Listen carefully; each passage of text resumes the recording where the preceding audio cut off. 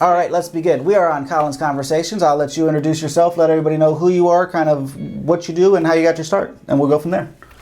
Hi everybody, hi Colin, my name is Alina. I'm the owner of Vegan Cleaning Services in Cleveland, Ohio. And where are you from? Originally, I'm from Russia, Chelyabinsk, but now I live in Cleveland. And what brought you from all the way from Russia to Cleveland, and how did you pick Cleveland? I think it was my dreams. Yeah, my friend used to live here, and I just decided that I want to pick Cleveland because it's just a big city and it's nice and it's beautiful, and yeah, that's all. So you could have picked any big, beautiful city, yes. And you decided to pick Cleveland. Yes. And was it just because you knew that one person that talked good of Cleveland, or what made Cleveland over like New York or Los Angeles? Oh my goodness. Yeah. So also, of course, I was looking for something not really expensive, right. You know, Cleveland where is good to for that. start. Yes, where to start.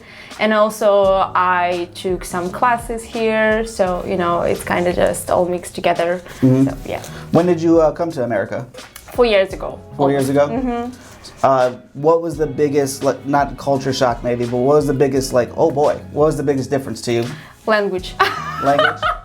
I mean, Yes. you're fooling me. If you're only here for 4 years, you're speaking better English than I am half the time. No, stop it. That was I'm trying really hard. I did an interview with DJ Undo from Romania, and I was the first American interview that he'd ever done. Like he speaks English, but he never did a full interview in English. Yeah. And he was so worried about it. He's like, oh, you know, like I'm so nervous, and I was like, Yeah. dude, don't worry about it. Like if anything happens, like I told you, like we have the magical bit of editing of clip, cut, whatever. But he spoke better English than I did. Being Russian in America, what do you think of the stereotypes and kind of the way that Russia is perceived? So in Russia, I believe that people think that life in America is just a dream, like seriously. And a lot of people my age in my country, they just really want to get any chance, any like tiny chance to move to United States. And I think that life here much better than in Russia. Would you be able to start the business that you started, Vegan Cleveland, where you began? No. No, never. It's too complicated back in Russia to open any business. So I don't know why, but it's just... Right, just the bureaucracies. Yeah. And let's kind of move a little bit. So you came to Russia 4 years ago. You already spoke some English beforehand? Just a tiny bit, just a little bit. Yeah. I was able to say like, hi, how you doing? Right. I'm Alina, I'm 20 years old, you know? Right. So these easy things. Yeah, that's all. Living conditions wise, you're used to cold then. So like when you said it wasn't bad outside, I'm looking at it like it's horrible. And you're like, oh, this is nothing. I'm used to Russia. Yes, exactly. Yes, exactly. In Russia, it's much worse. Oh my goodness, especially winter time. There is minus 30 Celsius. How you guys call it? That would be. My conversion's always so bad. Yeah, it's I don't know. To be something so I'm easy. really confused about Fahrenheit. So it's really cold. It's really cold. Celsius to Fahrenheit. I'm always confused. Then since we got the internet, why not? Yeah. And those are the dogs barking back there. By the way, podcast guests, step it up. Alina brought dog toys for the dogs and coffee for the host. Everybody else has a hard time now. So you said it was negative 30 in the winter there in Celsius? Yes. So that comes to negative 22 in Fahrenheit. Yes. The Celsius Fahrenheit's so weird. Like in positive temperatures, it's such a big gauge, and negative, it's like it's about the same. Yeah. Oh, yeah. That's weird. It's really weird. I think either way, negative 30, no matter how you measure it, is way too cold. It's so cold. It's crazy cold. I took a couple cross-country trips before I started doing marketing and everything. I was a landscaper. And being a landscaper in Cleveland, I never did snow. There's no money in doing snow, and I hate winter. It's a horrible job. And my dad moved to Seattle, so it kind of became a nice annual trip of I'd throw Kush in the car, and we'd pick a nice little week to go across the country where it didn't look like it was going to be avalanches and things, and we'd just head out across the country. And going through like South Dakota and I really remember Minnesota, the hotel, like there's some condensation coming off the heater that's outside of the building, creating snow like as it's happening. What? Like you see like those things on the internet, but you're like, that doesn't really happen. And it really happens there. In North Dakota, I got out of the car with like a blanket, a coat, just to go in to get to the gas station because it's like I'm afraid to turn blanket and coat. Everything I had. I was like, just to give them $20 to go back and, just take it. I just need some fuel. I need my car to stay on. It's too cold. The other big thing, kind of the origin part, is when did the vegan thing start for you? I'm presuming you eat vegan? So I've been vegetarian first since I was 15 years old. And then 2 years ago, I went vegan. So it wasn't like that long time ago, only 2 years. Yes. And what's the biggest difference for you from the vegan from vegetarian to the vegan lifestyle? Not using any milk when I do my meals, like butter, no dairy, of course, no eggs, and it's not a big difference. So I'm guessing that means we have straight black coffee over there? Actually, we got some coffee with coconut milk. I was going to say, like, there's definitely some sort of milk in there, but absolutely. Do you like it? Okay, it's delicious. Yeah. It's pretty close. My typical Starbucks, if you're watching, we need some sponsorships. Look at all these cups we got. There's 3 cups, oh my God, and there's only 2 people.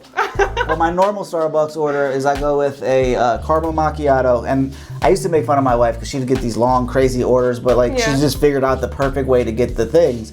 And the caramel macchiato is best made if it's upside down with an extra shot of espresso and cinnamon powder. And we recently started adding whole milk to it. Okay. Kind of why every drink at Starbucks comes natural with 2%. It's so much better with whole milk. I never drank whole milk growing up, because you're like, I don't want to be as fat as a cow. But it's such a more it brings out the espresso flavor. It brings out the extra coffee opposed to just having that extra bit of fat. Yeah. But yeah, everything in there is delicious. Interesting. And they killed us putting one across the street. I don't know which one you stopped at. Yes, that one across the street. If you would have said this is for Colin, they probably would have been like, oh, really? Here you go. It's such a bad thing where we moved in here and then shortly after they put that across the street, I was like, rent just went up $300. And my wife's like, what do you mean? I was like, there's a Starbucks across the street. Your 5-a-day habit, my 5-a-day habit. Next thing you know, we double our rent. Convenient. And now they're putting in that nail shop next to it. Oh, okay. Funny. Back on topic. Vegan, vegetarian, a lot of people kind of do it for either health or ethics. What was the driving force for you to kind of give up the meat and give up all of the animal products? Yeah, so I am for all of kind of kindness. I don't feel like I don't feel like my food is worth to kill somebody for it. So I just really feel like if I can live without meat and without dairy, why not? Right. Yeah. So, and I feel bad for all the animals, how people use them. Right. Everywhere, do clothes, do food, some kind of entertainment, like circus. So, it just breaks my heart. Right. I couldn't tell that at all, the way that you reacted to the 2 animals outside. They're just adorable. Right. How different is it doing vegetarianism in America and Russia? Here you have more options with the food. In Russia you don't have any options. Right. Almost never.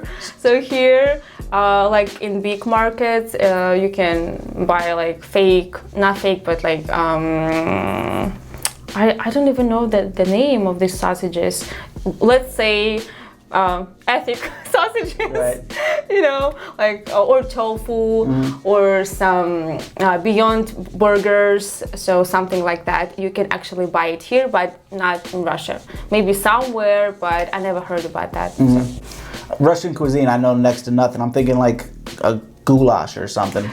Yeah, it's like borscht. It's a soup with I think 3 different kind of meat. Right. I think it's pork, beef, and something else. I'm not sure. Sounds about right. Yes, and then they add some beets, some cabbage, onions.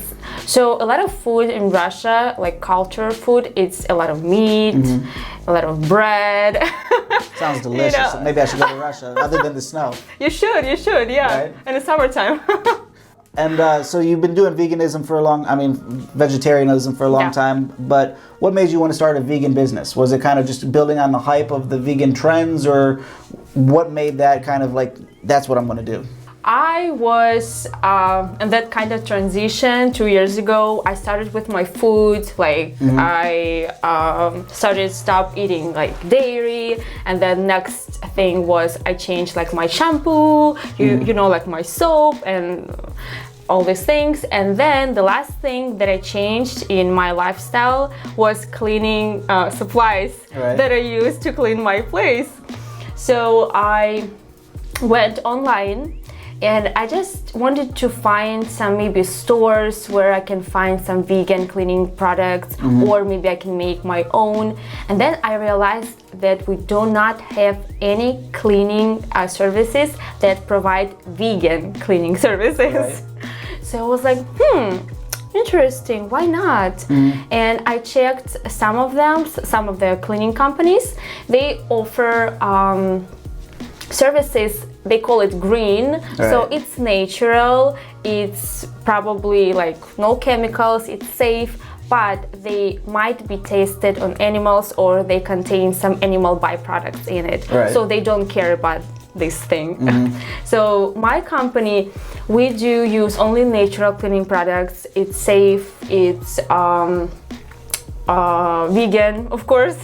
Yes, it's eco-friendly, it's cruelty-free, and I think that we do not have any other option. Other companies, they do have, you can pick two options. One, if you want to go like old way, like with Lysol, with Windex, or you can go green way. We have just one. That's all, yes. I mean, when you figure out the right way to do it, why not? I'm kind of a hypocrite there. I say it's the right way, but I'm sure 99.5% of the things that we have in this house probably don't fit your level of it. But when I was in landscaping, I was totally against Roundup. Kind of the same thing as you, where like it's that necessity. Everybody knows it by name of, if I have weeds in my yard, I need Roundup. But there's also, everybody knows that Roundup's giving you cancer. So it's not really something that I want to go spray around all the time. And you need different licenses, and it's just a pain in the ass. Where it's not as, it's not nearly as, what am I trying to say, selective, but just throw in some vinegar, salt, and a couple little squirts of dish soap. It's the same thing as Roundup. There we go. And kind of, once you learn that, you're like, I can make that for $2 a gallon, $3 a gallon, opposed to $25 a gallon for Roundup. Doesn't kill me, and I might have to do 2 applications of it, but that's kind of... That's okay, right? I mean, what's why not? What's the worst thing? I have to go spray it twice? Especially as a landscaper. Oh, I got to spray it twice? Great, I have to go twice. Woohoo! But what are some of the products that people might not think are bad that they're using in their homes that you wouldn't use in your homes or your services? So I would never use again Lysol or Windex. I've seen that Fat Greek movie. I saw that they use Windex to cure everything. Is that not true?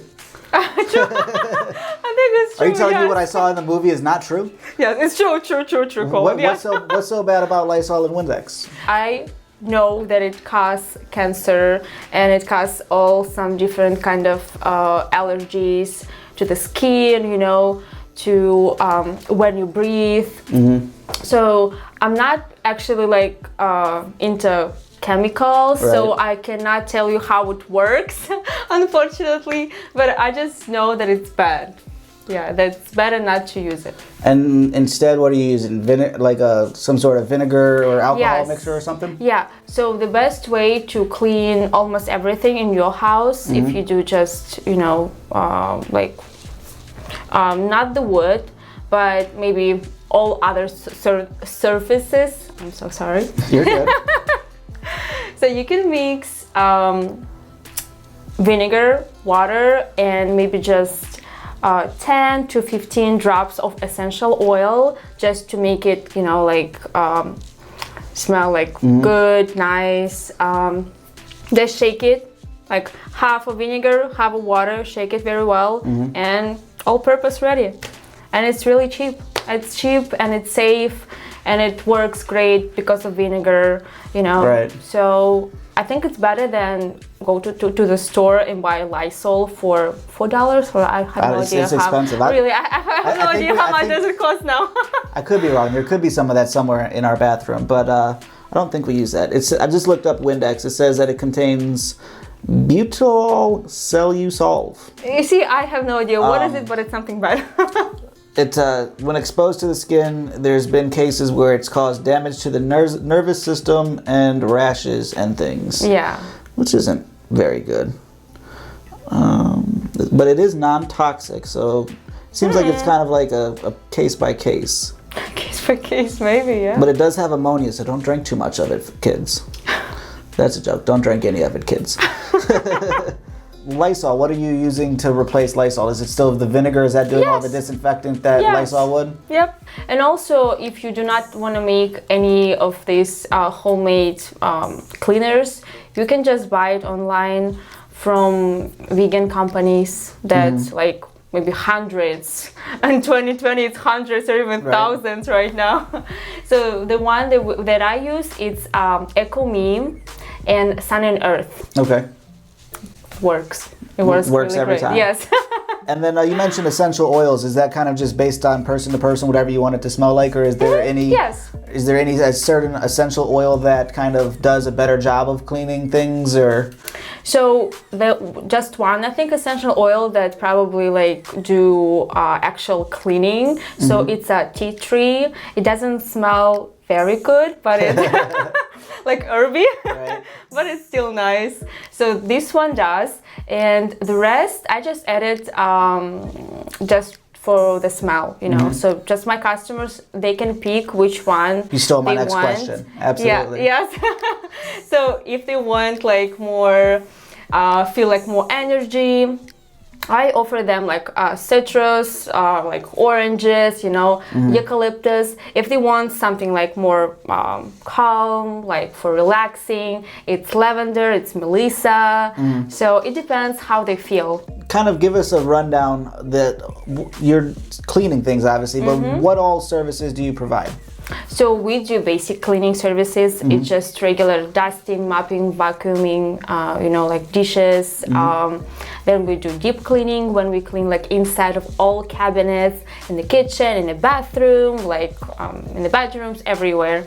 And also we do move in, move out cleaning, and also we do post-construction cleaning for Ryan homes.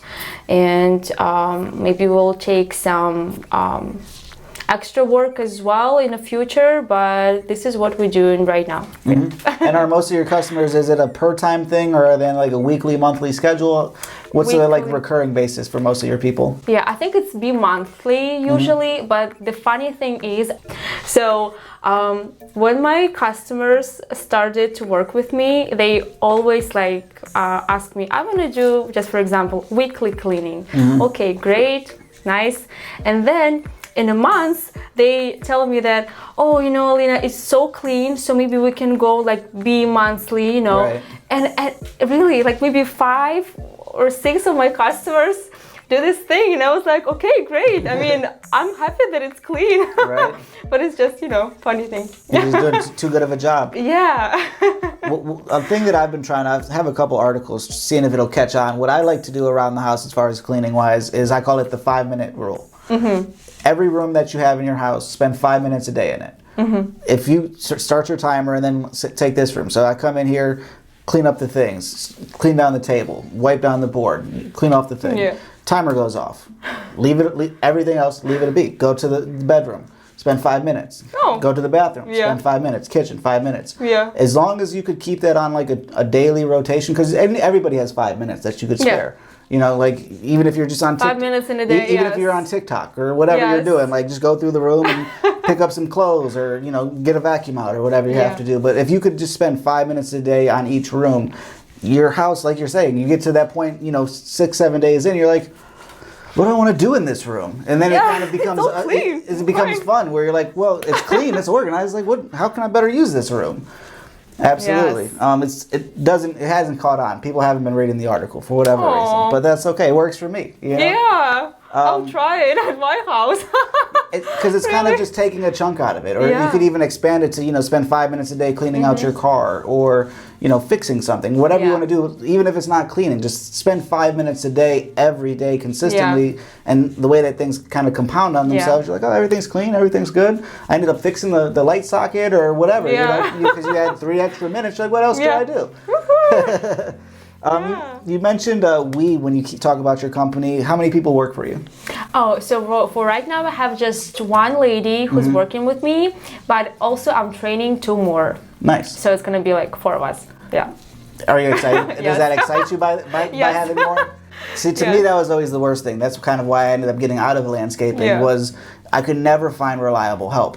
Oh, that's the thing. Oh my goodness. Yes, it's really hard to find people who care. And as I am the owner, I care a lot, And my first employee, she's wonderful. She's doing a great job. I love her so much. Oh my goodness. I'm so lucky, seriously. Right. And my 2 new employees, they seem like really nice people who's ready to work, who cares. But we'll see. I don't know. Yeah. I'll let you know. I mean, when I was hiring people, I went from everybody from high school to retired, from felon to valedictorian.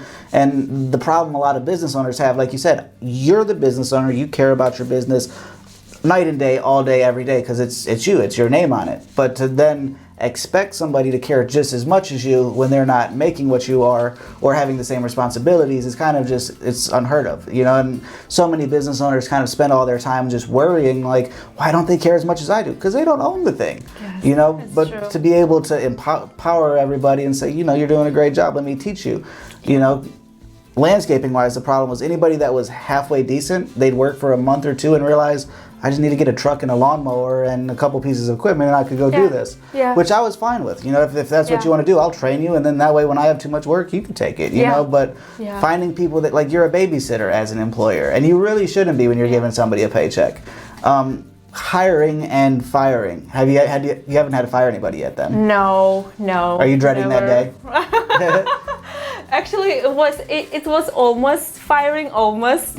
I was training one girl and she wasn't like really responsible, she didn't do a great job, and she didn't even try it. So I just had a conversation with her, but she was fine. But then she just offended me a little bit. So it was a little bit sad. So yeah. Do you want to know what she told me? Sure, why not? Yeah, oh my goodness. Okay guys, be ready. So she told me that, oh my goodness. She told me, so I'm very picky when I do my job. I want to be 100% sure that everything's clean. And if I see something, it's okay to say you just missed these things here. And then it was just a couple of times, and then she told me after one of my, conversation with her, she told me, I am not an immigrant to work that hard.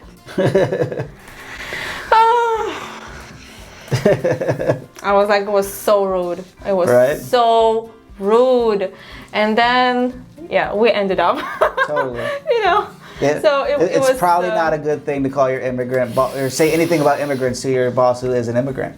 It was that's what she was trying to do actually. She was trying just, to make me feel, I don't know, mad, sad, I don't know. But I'm okay, yes.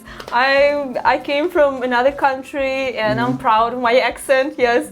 It's okay. It's a part of me. It's Absolutely. me, And same too, I mean, you're somebody that's willing to go take a risk from, you went, 5,000 miles away from home to start a new life? Yeah, 5,000, I think so. I think it's pretty close. That same person who might have went from Cleveland Heights to Beechwood to go to work, I mean, they're not taking those risks. They're not starting a business, which it's amazing. I've been a business owner my whole life between marketings and landscapings and things like that. And people have this impression if you're a business owner that you do nothing, that you have, you make all the money, you do nothing. And you get to sip coffee all day and it's great. I mean, that's my day over there. There's 8,000 things that have to get done. Yes. Like, I have almost the same thing at my house too. I mean, to be an entrepreneur, I mean, and same too, it starts at 6 and it ends at 9. Like, and I have to force myself some days. And sometimes you even work like till Absolutely. midnight at night, sometimes if you need to. 100%. Yeah. I don't know how many times my wife it'll be like 9-ish. She's like, oh, you gonna be long?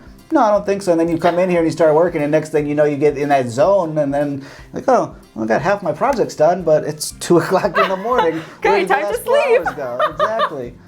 What was it like when you came here? Did you get work as a cleaner or anything, or what was it like once you got here before you started a company? So it was a long way, actually.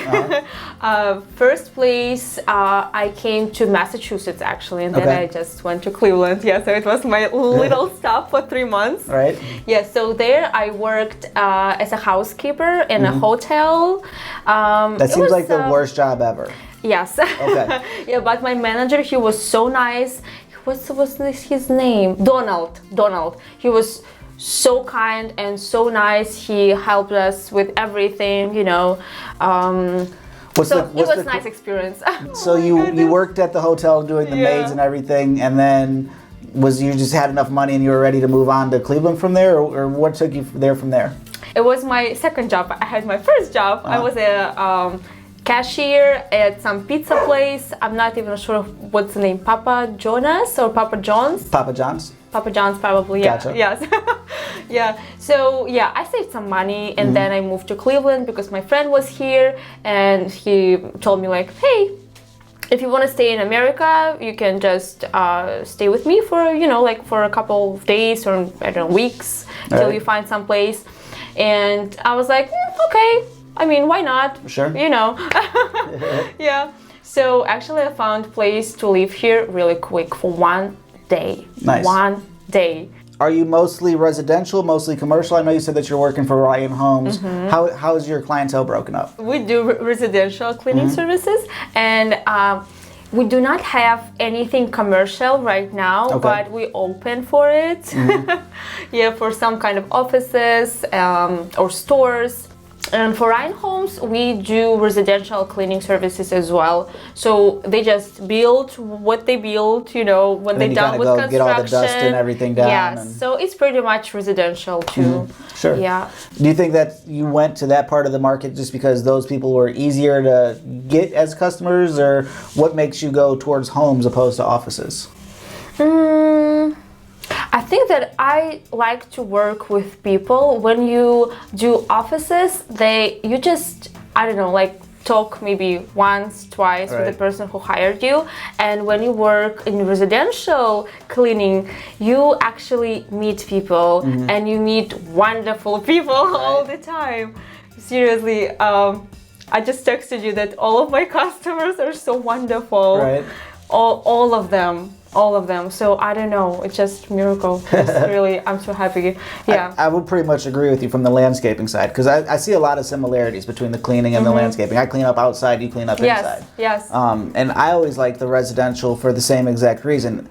They actually have the money and want a good job done, opposed to an office. They want the lowest money and you're never going to see them until there's a problem, and then you need to be there now. Yeah. Where, like you said, you're building that connection. Yeah, there's no relationship between hey, Mr. Jones, you know, I'm just going to do this, this, and this today. You know, anything else you need? You know, those type of things. Or how was the game that you ran off for last week when I came? Yeah. Or, you know, like you build up the rapport with them, and there's actually you're like, oh, I like working for you because I like you. Yeah, yeah, true. Yes. How are you finding customers? Or is it just word of mouth? Or are you just doing that good of a job? They're like, hey, gotta go get her. So we actually got a lot of referrals from my customers, but I found them on Instagram, maybe like 60% of my customers, yes. They went from Instagram, and then I have a website. So I'm not sure, maybe they just Googled me, like vegan cleaning service. Absolutely. Did you make your website? Did you have somebody do that for you? Actually, yes. I have just a wonderful company who is doing a website for me. What is it? Is clevelandvegan.com? What's the website? I forgot it. Vegancleaningservices.com. Vegancleaningservice.com. That one. Oh, I told you services. I'm sorry. No problem. You can hate me if you want. Not at all. Okay. Part of the show, being that I do this for a living, I always try to you're giving me your time to tell me all about your story. I always try to give my little critique on different things of marketing and what I would do different, or just ways I see that you could get your ROI a little bit more on marketing. What type, it doesn't look like, so this little thing up here is a Facebook pixel tracker. Are you familiar with a Facebook pixel? It's okay if you're not. You don't have, you don't have to lie. I'll give you a quick rundown. So, have you ever been going through, say you went and you were looking up different Starbucks mugs, and then you went to Facebook, and then next thing you know on the side, wow, here come Starbucks mugs. Yes. So that's part of that is because of the Facebook pixel. Are they spying on me? Totally. And you should be spying on other people. Okay. So the Facebook pixel, I always tell, is from a consumer standpoint, you think it's the devil. From a business standpoint, it's God. So it has the ability, so say that you're running an ad on Facebook or Instagram, you throw a couple dollars at it, and the idea of the ad is to send it to your website. If you have the Facebook pixel installed on your website, every person that goes there, like if they had it, this would light up because it says that it's there. Most people don't have that. But then everything that they do until they clear their browser, that information goes to Facebook into your account and makes a smarter ad platform for you. Okay, so do I have it? You don't have it. Okay. And you need it. It's free. You just have to know how to set it up. Or have somebody set it up for you. But what that does then is the more times that you're running an ad, so say, where are your clients mostly based out of? Where are you mostly doing your work? Everywhere. Everywhere, like every different west, suburb? east, south, north, everywhere. So then what you would want to do is just run a different campaign for the different little things, kind of just, hey Beechwood, hey Pepper Pike, hey Westlake. And then once those people go to your website, if you have the Facebook pixel, then the more times you run an ad, you start coming up more. So you keep coming up more. So it's kind of that, I forget the exact number, but there is a science of the people have to see your name or your logo X amount of times, and once X hits, they, even if they don't want it, they're like, I got to see what this is about. Like, I saw it so many times. What is it? But just one of those things. It's a simple, easy thing to set up that you should definitely get. But it's a very clean website. Like whoever did it, it's a very professional look. It gives you that good, like, all right, this is a legitimate company. Like it's not just a fly-by-night, like, you know, it's well put together. Shake your hair all the day for it, for sure.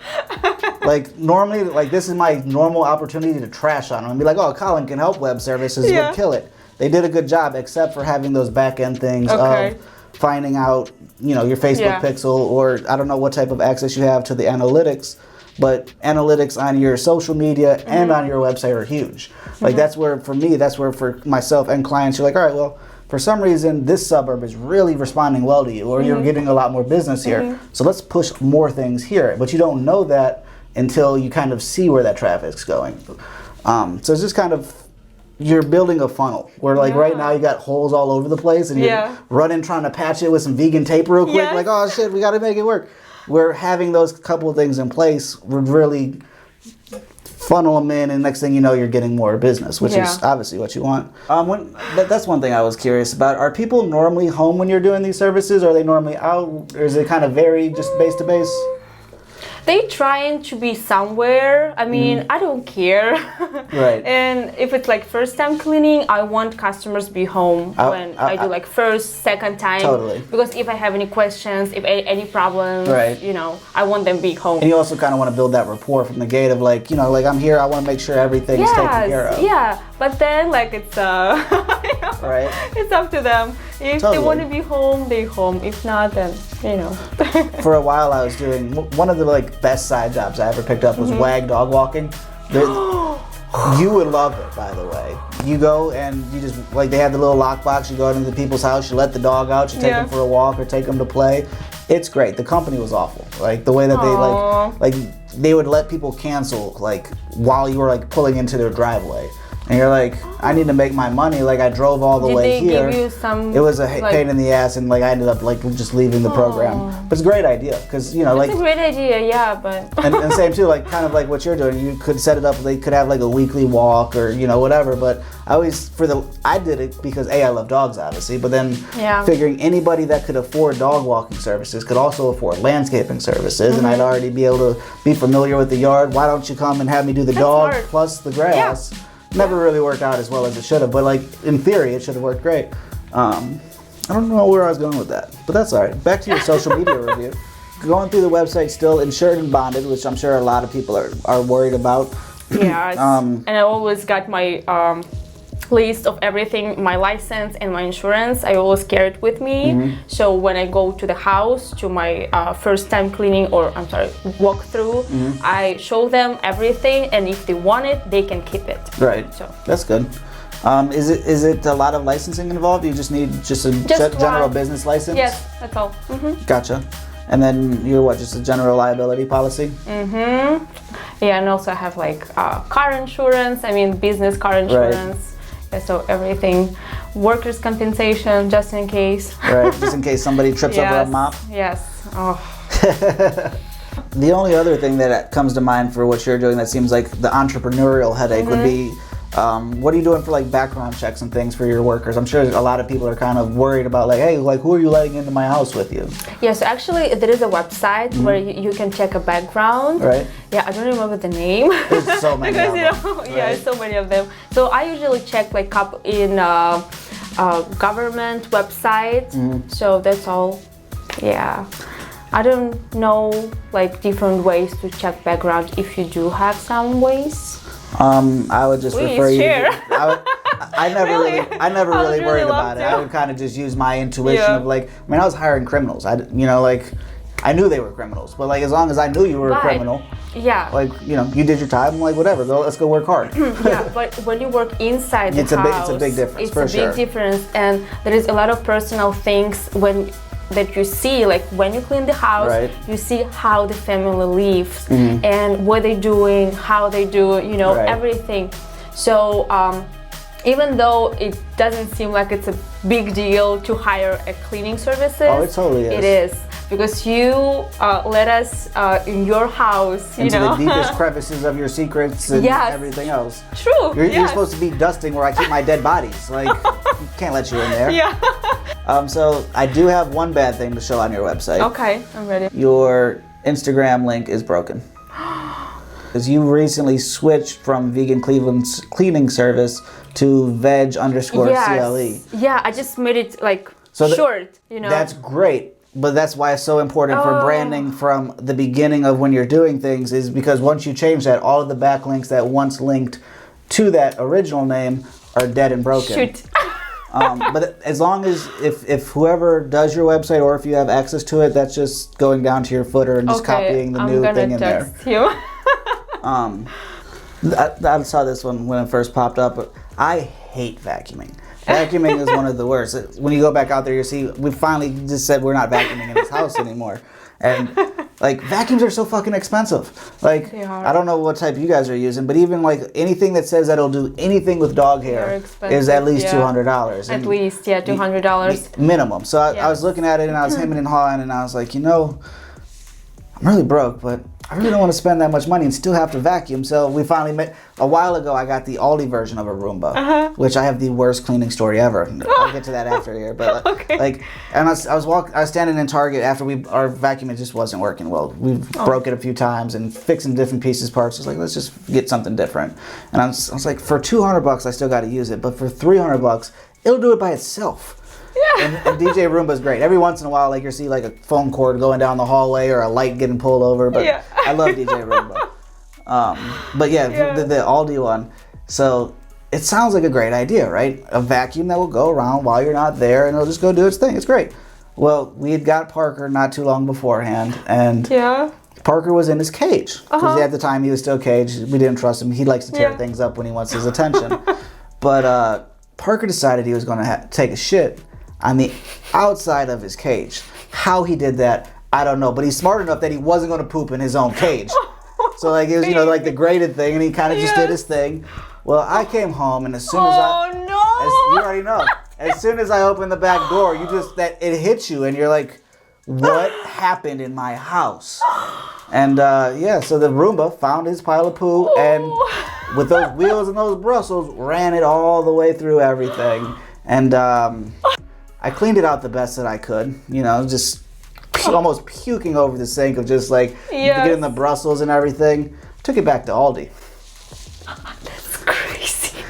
Like I'd gone through like 3 of them at this point. Like they almost knew me because they just kept breaking. Like it was like $89 or $99. It was a great idea, but it just wasn't built well enough. And then I was like, I cleaned it up pretty well, but I took it back, and then like 2 days after I took it back, we were grocery shopping, and I saw a vacuum cleaner that was in their clearance, that was half open, and I just grabbed my wife. I was like, what if they put mine on the shelf?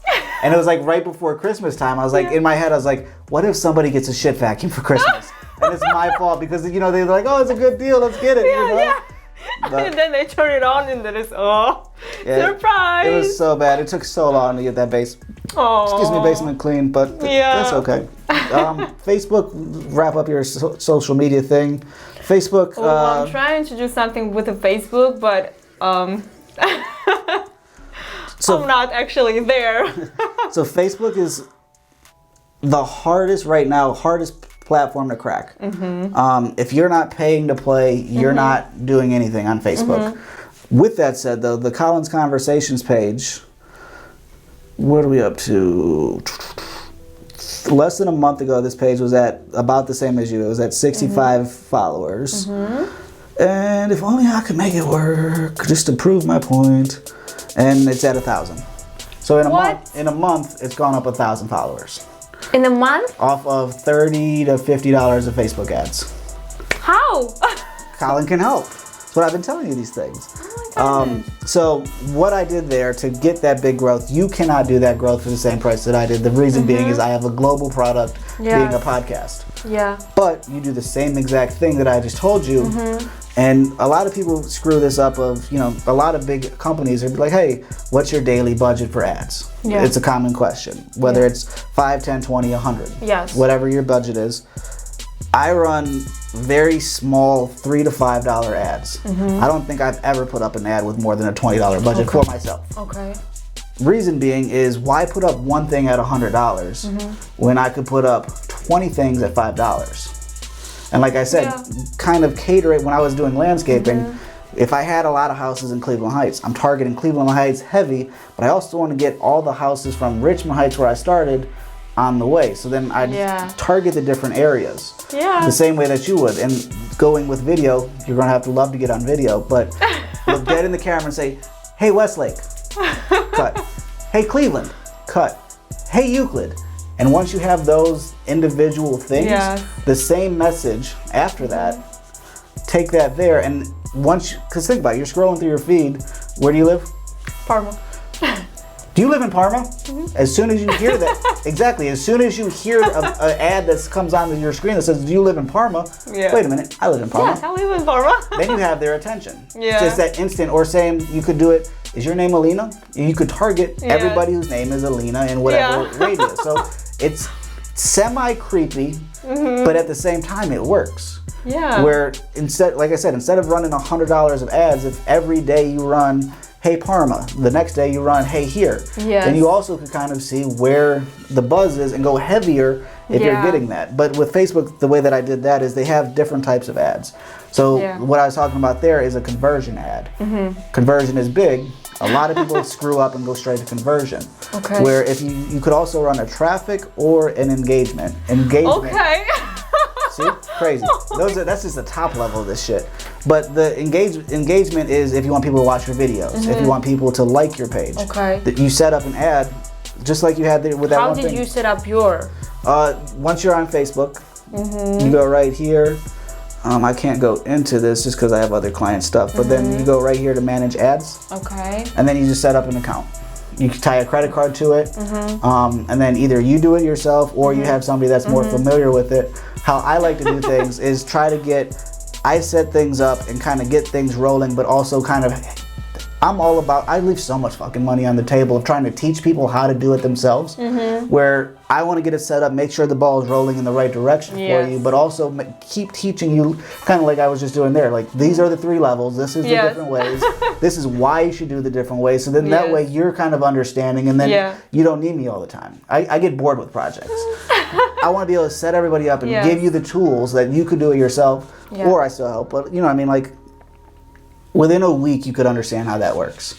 And that's where it's kind of nice. Instead of, you know, leave the latte on the table for the day, take that same $5, and like, all right, how can I target this 5? Yeah. But do all of that after you make all that extra content. Like, once you already have the content to push out, because you don't want to send people to it if it's nothing. If it's nothing there to see, you're like, oh, came to this page, I don't understand it. But I just feel like I should do like a lot of work to even start making a video. Nope. I mean, like, it's lights, it's a good camera, you know, like. So this podcast started. I did the first 20 episodes off that cell phone with no lights. Okay. I used the little 3-piece Walmart light that we had out in the room, like spotlight on people. Like, it didn't look great, but then, you know, I went from there. Then I ended up getting the big boy camera. That makes a big difference, but it doesn't. Really? That's more perception than anything. You see that and you're like, all right, he's legitimate, opposed to you see a cell phone.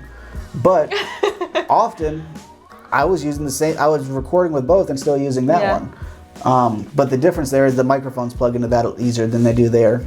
Yeah, microphone. But you got an iPhone, right? Yes. This was the first microphone that I bought for the podcast. Okay. Handy dandy, fits in your purse. Plugs right into the bottom of your iPhone. Seriously? And that is a recording studio quality microphone, $140. How does it work? Grab your phone. Oh my goodness. So you might have to take your case off, but it would plug right into there, and then it's multi-directional, so you can set it up on the thing, plug it in this way. What's the name of this? I'll send it to you. It's a Shure MV88, but then just send it to me. So if you're in front of the camera, you would have it like that, or if you're doing a blog or a vlog, and you wanted to film yourself, you put it in right here. Oh. Because where I kind of stopped you on it's all about the lights. They do make a difference. I can't lie and say they don't make a difference. Yes. But in video, audio is far more important than lighting, than the camera, than anything. Because think about it. If you can't understand what they're saying, you're going to stop. Of course. But if it's a little bit gritty or not the best lighting, you're like, oh, well, I hear it. There's subtitles and everything else. Yes. But yeah, this is what I started with. But these microphones here, both of these cost $20 for the pair. Oh, no way. Yeah. What? So again, I had that, and the other one that I was using. It's my little camera bag. My little. You have a lot of things, you know. I got. That's why I have never enough in the bank account, because I have so many toys. But toys. Oops. So I had this one. Okay, you have one more. This is, and what the biggest breaking point was, I had this plugged into that. I had this plugged into that, and there was another podcaster I was interviewing that had the ones that we have on our chest. And I'm editing I took his footage and he took my footage, and I'm trying to piece them all together. And this is, I don't know, $70, that's $150, and I'm like listening to his, and it's killing my audio quality. Like, every clip from his, like, the video on mine's better, but every audio clip, the deeper, it's just, you heard everything was great. And I was sold. I was like, I texted him, I was like, I don't know how much they are, but send me the link, like, I need those microphones. They did the job that I was looking for. He sent me the link, and it was 2 of them with all these different attachments and these cute little bags. $20. That's crazy. Now, I would like one that's not wired. Those are a little bit more, but again, it's kind of just showing that so many people think there's all these barriers to entry, and you don't need the $700 camera. You don't need, you need the $2,000 laptop to edit everything. But again, you're a business owner, so that's, if you were to get it yourself, it's a tax write-off. For me, true. For me, as a business, it's a tax write-off, and this is also how I make my money. This used to be a lawnmower. You know what I mean? Like essentially, like what I used to go spend on a lawnmower, it's like, oh, this. Yes. I can fix this if it breaks without getting all dirty and gross. Yeah. But yeah, so that's pretty much the whole end of that rant is there's so many things opposed to thinking I need $100 a day in ads. I was running $3 a day ads for a week and a half, 2 weeks, and got 1,000 followers. Now it's going to be more than that for you because you need to target a smaller area. Yeah. But when you go into that, when we get up, we're going to end this real soon. I want to show you kind of a quick way to kind of go about, even if it's not me that does it for you, something that you could take and start throwing a couple of dollars at. What things do you think that we left out about you or your business that you think we probably should have covered? Let me think. I think we talked about almost everything, right? I think so. We didn't talk about, and it's completely cool. We cut this if you don't want to talk about it. Yeah, go ahead. The biggest thing I think of with a cleaning service is I can't afford that. No. How are your services priced? Whether is it just by the hour? Is it by? Let's talk about the unfun part of the money part of what you do. Yeah, actually, this is the funny part. Yeah. So usually people think that vegan cleaning services or any green services, it's expensive. It's cost more than regular cleaning, but not with us. Right. Yeah. So usually if people want us to clean like every week. Usually we charge $50 per hour for 2 maids, so it's me and one more lady. We work together for 1 hour, 2 maids, it's $50 per hour. And you're bringing all your own organic, high quality materials, everything. all the vacuums. All the vacuums, everything, all the sponges, you know. Do you take away like garbage and things like that? Or? Yes, and I have a list, actually it's on my Instagram too, and I think on the website as well. No, not on a website. But if you're interested, you can just send me an email right. and I'll send you the list. What we do when we do like basic cleaning, deep cleaning, move in, move out, like everything. And then also for bi-monthly or monthly cleaning, we charge $60 per hour, just a little bit more because it's a little bit more work. But the funny thing is I'm the owner and I can do whatever I want with prices. Right. I usually love to sit down and talk with my customers. Right. How they feel about the prices. And when you just start talking with people, you can feel it if they can afford it or they cannot afford it. And I just kind of feel it, and I always tell them, please feel free, tell me if it's a little bit like more than you expected. Right. I'm absolutely okay with that. We can, like cut the price. It's absolutely okay because I don't want you feel like you're losing money when it's just cleaning services. Right. Yeah, and also I love to do some discounts for women who just gave a birth, because it's a lot of expenses when got a baby. Military doctors, like that kind of job, like firefighters. I never gave the doctors. I'm like, you guys can afford this. Like, you do a great service, but you can afford this. Yeah. But moms who just gave a birth, and they just need to, like save the money, but they still need help, like a lot of help. For sure. Yeah. So. No, it's totally fine. Yeah, so all the prices are so flexible. Like, I'm the same way. So many people, like, they see, oh, you do websites, how much? There's not like one set price. Yeah, exactly. It's like, all different. Because right? I pride myself on giving personalized service, and you can't give a personalized service at a set price. Yeah. And the same way that you said, like, the same amount that I will charge an ad agency opposed to a cleaning agency, opposed to a self-published writer.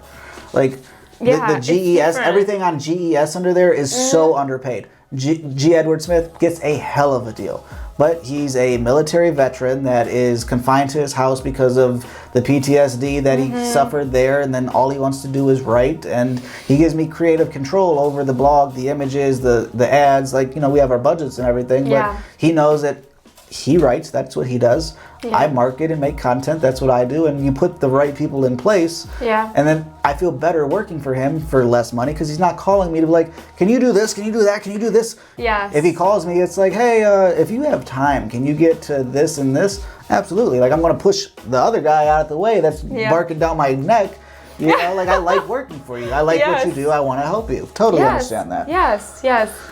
Same in my area, you know. Right. When you just wanna, you know, like not helping people, right. but just like be kind with each other, you know.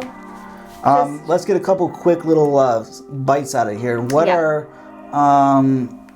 a few, let's not put a number on it, a few tips for a homeowner that does not want to have a cleaning service but kind of wants to step up their cleaning game and not only do a better job cleaning but get a little bit that transition from the Windex to vinegar?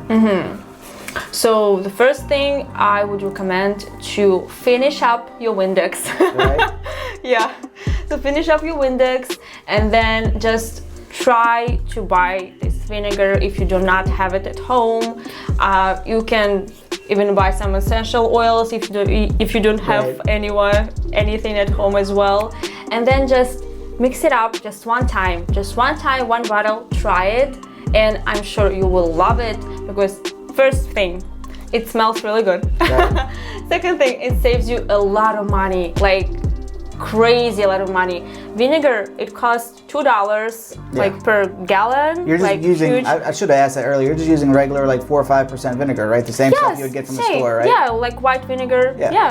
Yes. So vinegar, $2. Water, you can use it like from the bottle if you want, or like tap water, whatever. And then essential oils, the most expensive is essential oils, yes. But and that's just the extra on top. You don't need the essential. You don't need, yes. That's just to kind of mask that vinegar. Yes. So I used to put like a lemon slice kind of in the bottle. That's nice, yes, and it smells so good, right? Yes, absolutely. Oranges Because as well. like, again, I was doing it outside spraying it, but like it would always end up somewhat on your hands or something. So instead of coming home smelling like salt and vinegar chips all day or whatever, you're like, oh, at least, you know, I'm citrusy clean. Yes, absolutely.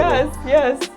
So I would recommend to start with this easy thing that will save you money, will make you happy, and like your house clean and safe. Do you guys do laundry?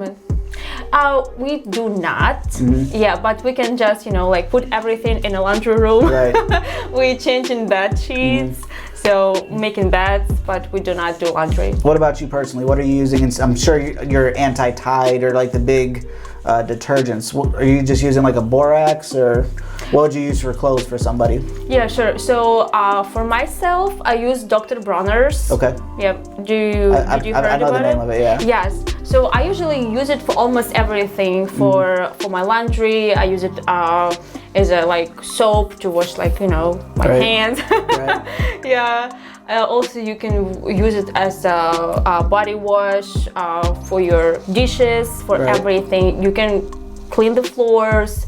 I think it's like 12 or 18 ways to use Dr. Bronner's, so it's crazy. I think you left out slime. I think that's what we use it for at this house, is to make slime. Yeah. Yes. Yeah, my stepdaughter, I think in that closet there's a couple gallons of glue. There's like the lens activator. Like, oh, nice. Yeah, so for a while I had her selling slime online. Kind of like, she was all about making slime, and me being the entrepreneur. Like when I was a kid, I was trying to sell everything. If the internet was around when I was a child, I would be rich, and we would not be in this. We'd be in a beautiful office by now. You know, like we'd be 4 steps ahead if only I had the internet when I was her age. Yeah. And I was like, well, like you want to make the slime? That's great, but like, are you buying the gallon of glue? Are you buying the containers and things? And she's like, well, no. Like, and I was like, all right, well, why don't we sell it? Like, I'll be the investor. I'll buy the things, but you need to make it, and we need to put it online. And we sold a couple of them on Etsy, and like, and then to see her, she was, I don't know, 9 or 10-ish at the time. So like to see her face to be like, we sold some? Like, who bought it? Like some guy in Florida, or you know, some lady over in Idaho. Like, yes. So how amazing, right? Yeah, you're like, you made slime. I love internet. Yeah, internet's great.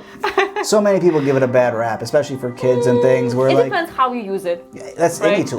Like, you know, this could be a really bad tool if I drank 100 of them a day, but 1 or 2 and it's fine. You know, especially when you need a little bit of energy. You know. Oh, totally. I do computer all day, to need that focus. You're like, oh, coffee. That's why I get the extra shot in the normal one. Or when I get my, you know, the 150 star and you get that free one with the gold card, it's like 6 or 7 shots of espresso in that one. I mean, 6 and oh my god. It's a lot. It's better though. I can do only 2 max. No way.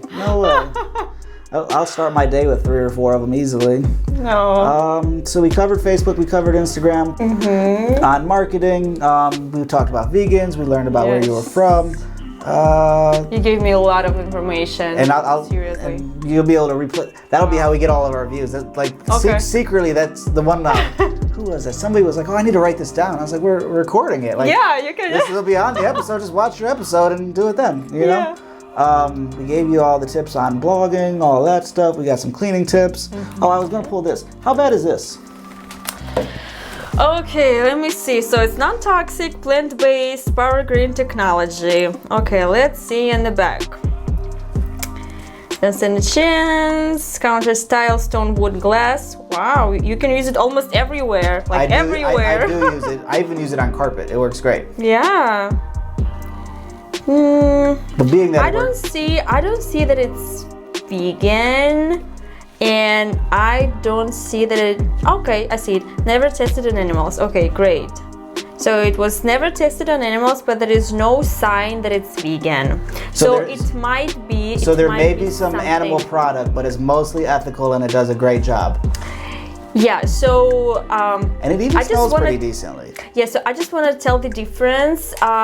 So there is like 2 labels that should be on the bottle if you want to like be sure that it's vegan and it's cruelty free. It should say vegan, and it should says not tested on animals, or like a little rabbit sign, you know. Right. Yeah, so this one, it doesn't say that it's vegan, so probably it has something that it's came from animal byproduct somehow, I don't know, but I am not sure. But if it's not says that, so it gets like says plant-based, so it gets like a B on your scale. I'm sure it doesn't get the A plus. Yeah. So I would not use it for my cleaning services. But I could have a lot worse things in my closet and use all around my house. This thing is great. Seriously, Gotcha. Yes, it's plant-based. It's maybe has something in it, but that's okay. I mean, is it kind of like, I know a lot of companies, like as far as organic, they don't go certified organic because of the cost and just the pain in the ass with it. Is it kind of the same to get that vegan certification? Is it they might be vegan or mostly, but they don't fit that threshold? Yeah. So to get this label to your cleaning product, you should send some, I'm not sure, like files, like everything about your ingredients, like where you tested your products, what's in there, and you need to prove it. So I think it costs like $100. Oh, that's nothing. That's nothing. So a lot of companies who like really wants to target this vegan area, you know, they just go online and put their file to get this label. So I'm not sure if it's plant-based and they meant vegan, but I would not be sure. Yeah, I'm pretty sure, but if you are the owner of this one, so I'm so sorry, but I just don't see. Thanks, Target. Vegan, yes. We did okay, Target. Yes. The only marketing thing I thought of that I didn't mention earlier, have you thought of networking with the local restaurants that do vegan stuff and kind of making an initiative of kind of like that mutual referral type network? Yeah, so I did try once to connect with a Cleveland vegan restaurant, catering cafe, something like it in Lakewood. So when I just started, but probably they just didn't feel like to connect with me, so I just gave up. I was like, now my company is growing, you know, and like to me, what I'm thinking of in my head is either kind of you leave a little stand at their place, but then like everybody, you're one of the smarter people that have had a website before you come on to where I'm like, you're getting a website. But you could easily on one of these pages just, you know, have recommended or vegan something, like whatever you want to name it. But then if everybody had that, so where, you know, if you're like, you know, if you're looking for a vegan restaurant, go to my website, there's all the ones I recommend. They recommend me, kind of just build that partnership so that you guys are using everybody's screen time Yeah. and kind of balancing it. Maybe I will contact them again. I wouldn't just do that, but there's so many different places that even if it's not just a regular full-on vegan place, like nowadays everybody has something vegan on their menu. Sure. Yes. So to kind of just say like, hey, you know, if you're trying to help in some way do vegan stuff, like how can we work together? Yes. And even if it's not like going in open like that works so well for content or networking, just saying that you and I are on similar paths. Like, what can we do to like? Why are we both spending so much time trying to get this following when we could kind of share it? Yeah. And that's what's beautiful about podcasting too. Yeah. Think about starting a podcast. Like, do you think so? I know I've overwhelmed you with enough, and we're going to leave that as the last one. But think about everything that I said and how my model could work for you as well. Of the same way, if you're just going into a vegan place saying, hey, you know, like I'd like to work together in some way, that's or really wonderful instead idea. like I said, having this platform of I'd like you to come on my show and talk about your new vegan dishes. Yeah. It could have nothing to do with your cleaning thing, but it keeps constantly putting your name tagged with vegan and all these other vegan things. Of if they're coming from the restaurant's following and they're like, oh yes, you know, my vegan references are off. Yeah. But vegan place here, you know.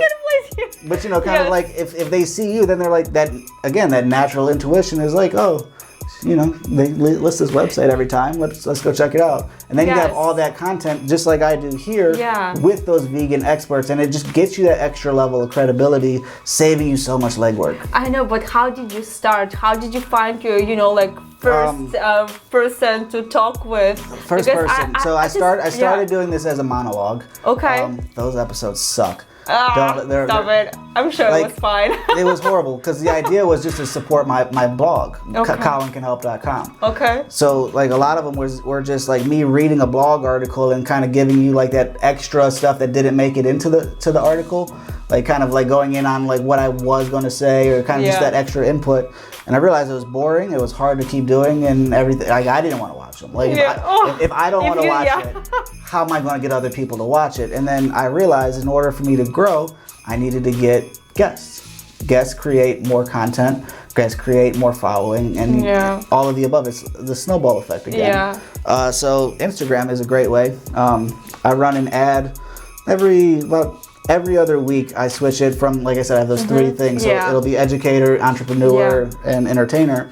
And then what that'll do is, did you come here? I forgot how you reached out. Did you fill out the official form? Yeah, you had to have, because I have it in my email. So like that, and that's what the ad has this link, which like you saw, it takes you right to the form and the different ways that you do it. So again, I'm just utilizing my website. And then notice how I pointed up here on yours, how you didn't have anything there. So I have 2 pixels running on mine. So I'm tracking all sorts of shit on here. But that's how my ads become so much cheaper than other people's, because they know exactly who to target from the people that are really interested in my things.